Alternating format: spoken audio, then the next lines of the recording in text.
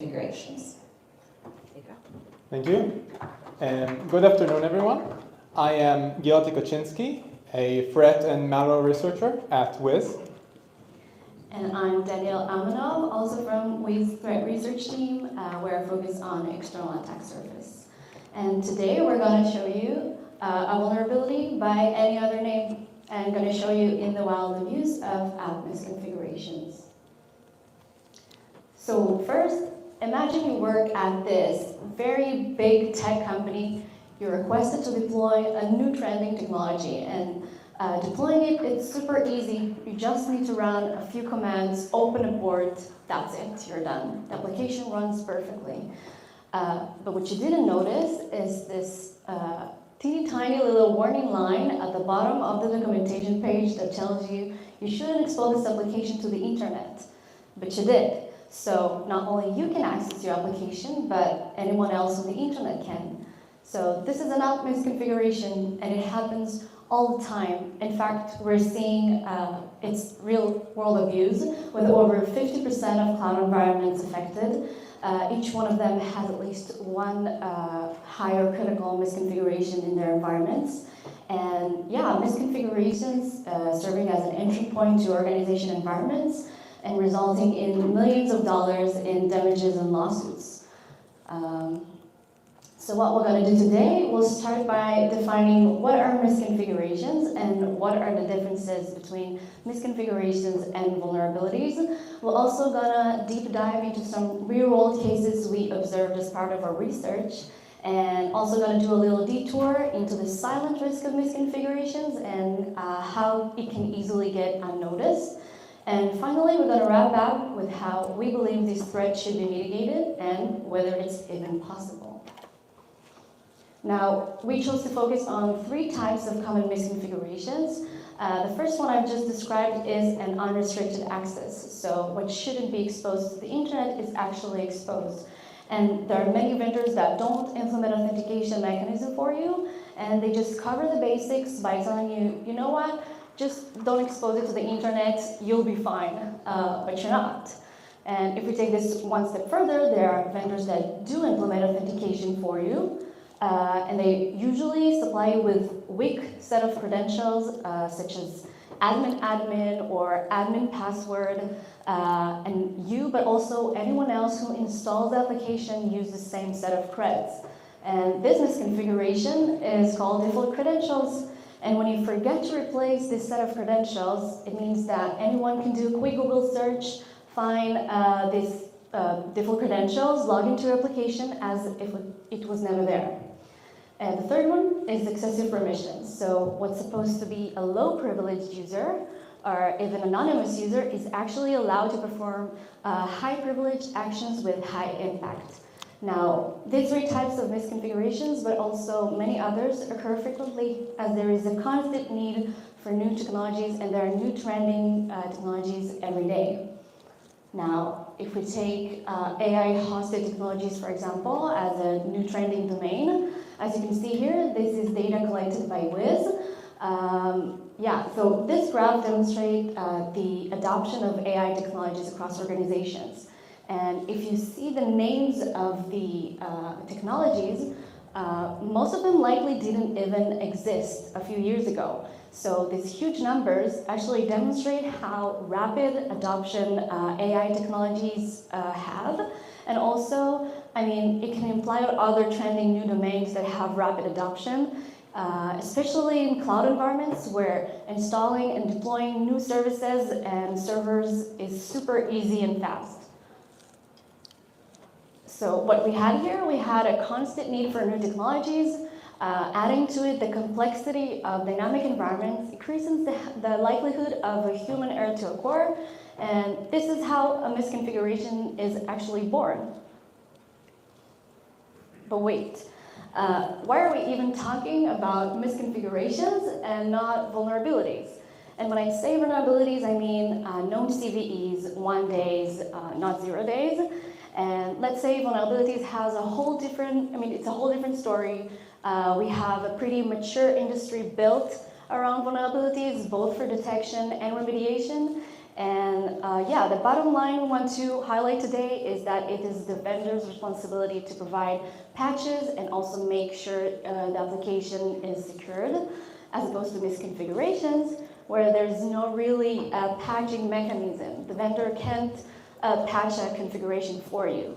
It doesn't have the context of your environment, and what might be a bad configuration for some might be a necessary configuration for others. So yeah, here's the responsibility falls on you guys, the users.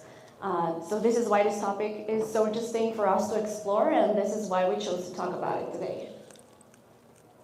Now we're going to have some examples of things we observed. For each one of them, we're going to show you the vulnerability, the technology, the misconfiguration, and its abuse in the wild. So I invite Gili. Thank you, Dani. The first case we're going to talk about is Selenium Grid. Now, this case is based on an attack that we observed last year. It involves a very novel attack method that targeted a lesser-known service, so we thought it was a great example for the talk. And also, it is a very common service. Last time we scanned, there were over 17,000 exposed endpoints that were misconfigured in the internet.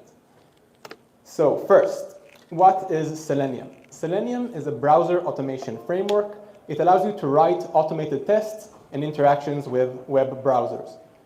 Now, a Selenium Grid is a centralized hub that allows you to route tests to specific browser configurations. For example, you want to run a test on a Linux machine running Chrome or an iPhone running Safari. So setting up a Selenium Grid is super easy. This is a documentation taken from the Docker Hub of Selenium Grid. It's just 3 commands on Linux. You run those commands, you have a grid, you have a network, you have nodes, everything just works. But this line, in a separate site you're supposed to look out for, says that Selenium Grid must be protected from external access. Failure to protect your grid results in open access to your infrastructure, access to your internal web applications and files, and you allow third parties to run custom binaries. Basically, if your grid is exposed to the internet, attackers can abuse it however they want. Now let's talk about how an attacker can abuse this misconfiguration. This is an example script of how Selenium Grid is supposed to be used. It starts by defining the URL of the grid you want to connect to, and then a few options on how you want to run the browser, in this case, a Chrome browser. You can even add arguments that will be passed to the binary, like start maximized in this case, and then just a bunch of commands you want to do on the web page. Now, an attacker can use this can abuse this as so.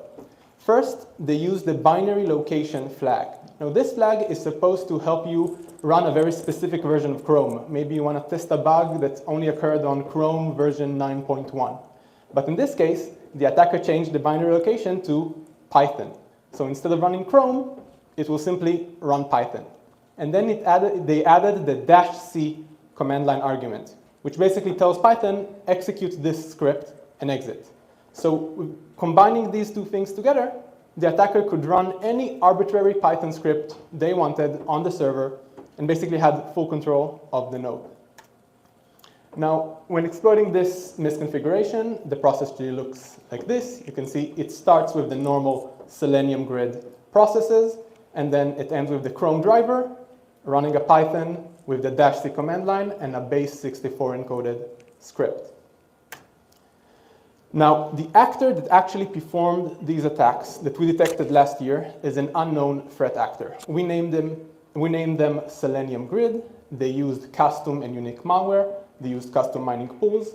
Basically, they had no connection with any other known threat group that we could detect, which means they are very specifically targeting this technology, and they did a very good job at hiding any connections they had to any other threat group.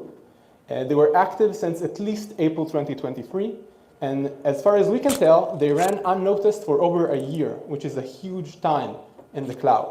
And no publications were made on their activities. They simply ran miners for over a year without any detections. Now, This case is a classic example of an unrestricted access misconfigurations. You just follow the instructions on the site as follows, and you are misconfigured. Attackers have access to your network. Now, in our case, in the wild abuse that we observed was only limited to mining. But a more sophisticated actor could have abused this access to the network to steal credentials, which would have led to more interesting things in the cloud environment. They could have even used this access to steal intellectual property if some of the Selenium nodes had tests with intellectual property in them. And if you want to read more details about the miner itself or technical details about what the attacker did in the network, you can read more about it on our blog. Now, for the next case, I want to invite Dani back to talk about Spring Boot Actuator. Thank you, Gili. Yeah, so this time we're going to have another abuse of unrestricted access, but this time with different exploitation and different impact. So Spring Boot is a framework for developing Java applications. And Spring Boot Actuator is actually a sub-project dedicated for monitoring these applications. Accessing the Spring Boot Actuator is super easy over HTTP. You can simply access the actuator endpoint and also all of its features in the relevant subdirectories. Now, let's see some prevalent stats. So, according to Wiz data, 60% of cloud environments are running Spring Boot Actuator.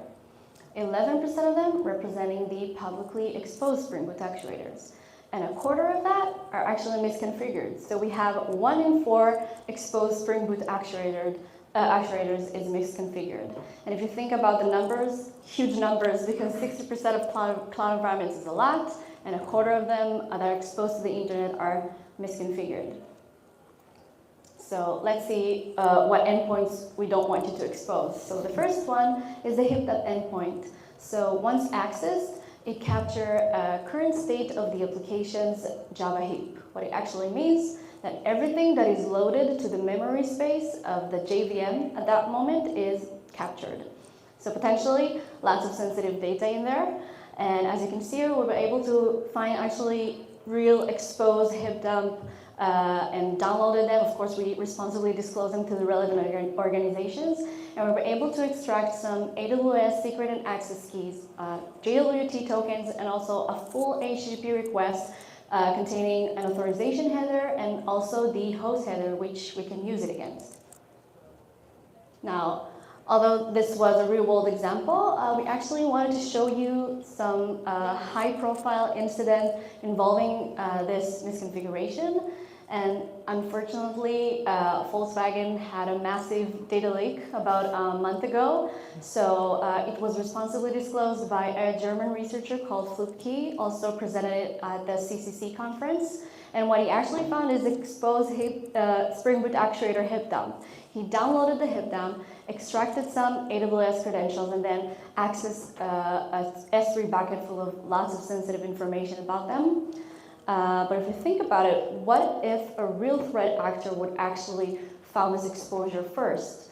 They probably wouldn't report it to Volkswagen, so we would have a massive data leak without knowing its origin. So this example actually emphasizes how important it is to be proactive in knowing your sensitive exposures and kind of have a better image of your external attack surface. So once you will be compromised, you'll have some clues and kind of idea of what could have been the origin of the attack. Now, another feature of Spring Boot Actuator that also very hard to track in regards to origin of attacks is the Actuator Gateway.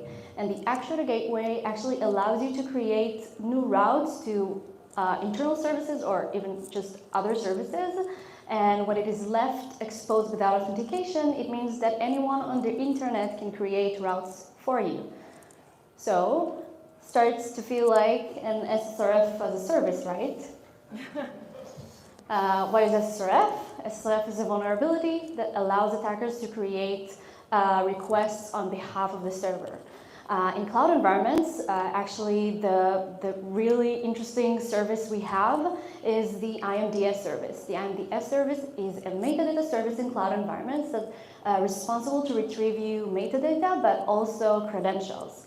It also has a static IP address, so very convenient for attackers to always target this service. And what attackers need to do is simply to create a new route with the IP address embedded as the URI endpoint. What the gateway is going to do is to simply forward the same request to the IMDS service. So yeah, simply need to trigger a request to the full path that we would have a request from the IMDS service. The gateway forwards it to the IMDS service. It retrieves credentials belongs to the gateway, which actually then forwarded back to us. So as you can see here, AWS secret and access key, and also temporary token. Yeah, this is pretty much it. So these were only 2 types of misconfigurations in Spring Boot Actuator. We actually researched some more misconfigurations. If you want to learn more about it, you're more than welcome to read it in our blog post. For the final case, I invite Gili again to present. Thanks, Dani. The final case we're going to talk about is Postgres. Now, Postgres is a database server with SQL-like syntax. And unlike our 2 previous examples, this technology actually has authentication. It has many authentication methods, including a textual username password authentication. And it is very, very popular. It is used in over 80% of cloud environments, according to our data. Now, another interesting thing about Postgres, it has this nifty little command called copy, which allows copy the data between a file and a table. And the file can actually be a program that is executed on the server. So by design, if you can log into a Postgres instance, you can execute any arbitrary script on that server and use it as data. Now, when you execute it, it will look something like this. You can see Postgres executing an arbitrary shell script. Now, how can an attacker know my credentials? Why would they have those? So like any good developer, I wanted to deploy a Postgres. So I asked ChatGPT how to do that. It outputted this Docker compose with the username user and the password password. Now, I tried that many times, and they gave me something. It always gave me a password and username like admin admin, admin user, user password. Whatever you can imagine as the worst passwords you can imagine, that's what they gave you. And a lot of developers simply take whatever ChatGPT gives and deploy them as is. You can see tens of thousands of those instances around the internet with usernames just like that. Now, Postgres also doesn't implement any real brute force protection. So an attacker can have a huge dict of all of those possibilities. He can simply try all of them against all of the instances it can find. And if he gets one hit, he's inside your network and he can execute anything he wants. Even the official Postgres documentation has a line that says the password is my secret password, which is obviously a terrible secret password. Yeah. Now, one of the most prominent actors abusing this misconfiguration is the Dreambus threat actor. Now, this actor is a self-propagating malware targeting Postgres instances. It basically copies itself to any target it can find that has a Postgres with weak credentials. It copies it into the machine and then uses it as a node to attack more instances, scanning both internal networks and the entire internet again. That means that it has a huge network of botnets constantly scanning and attacking Postgres instances around the world.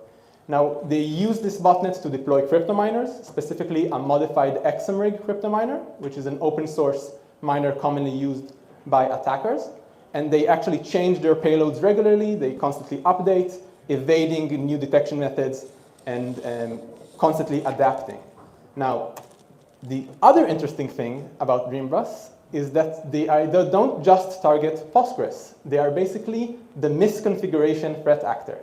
They target Postgres with weak credentials, SSH with weak credentials, Redis with weak credentials, Hadoop Yarn, HashiCorp, and a bunch of other technologies that I have never heard about. Basically, they constantly use new infection models that target new technologies. They follow what big companies deploy. They find whatever they can to execute code. They use closed and known CVEs, but also misconfigurations, and they treat them just as more ways to execute code, which leads us to our closing statements. So we think that app misconfigurations are a risky common vector that is often overlooked. Basically, you can hear tons of talks and tons of people talk about vulnerabilities as ways of entering a network, and misconfigurations often fall by the wayside. Especially with the rapid growth of cloud environments, which means that technologies are deployed super quickly and new technologies rise all the time, people miss the simple misconfigurations, and they are the easiest entry point for an attacker into your network. We think that engineering and security teams should see app misconfigurations as vulnerabilities by any means. They are a way inside your network, they are a way for attackers to execute code, and we should treat them as such. But how can you reduce this risk? Yeah, so what helpful tips we can give you? So first one, visibility. Maintain an up-to-date technology inventory to know which technology is deployed in your environment, which leads me to the second point, which is exposure. If you can, then perform external scanning to your environment to know which technology is exposed to the internet, and also if you can, external scan them for misconfigurations.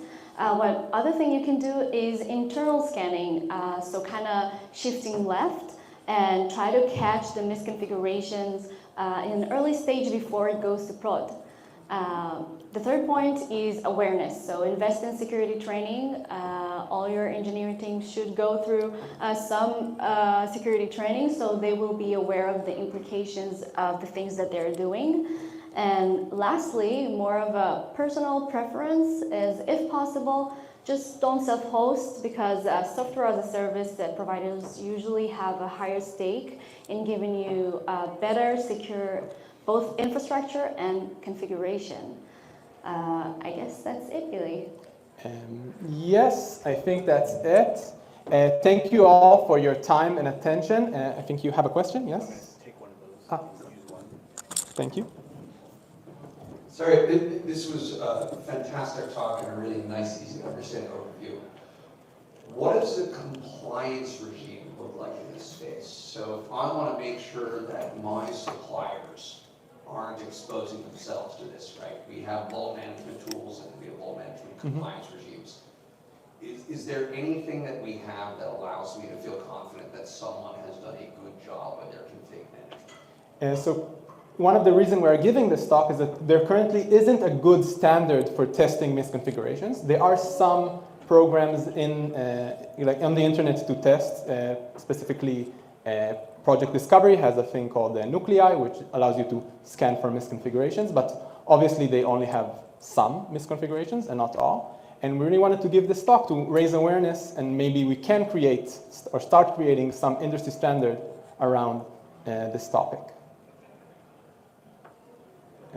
And if that's it, we want to thank you very much for your time and attention. You can check out our other work on Wiz.io blog, where we have more blogs on some of those misconfigurations. And we'll be here at the conference if you want to ask us something in person. Thank you. Thank you.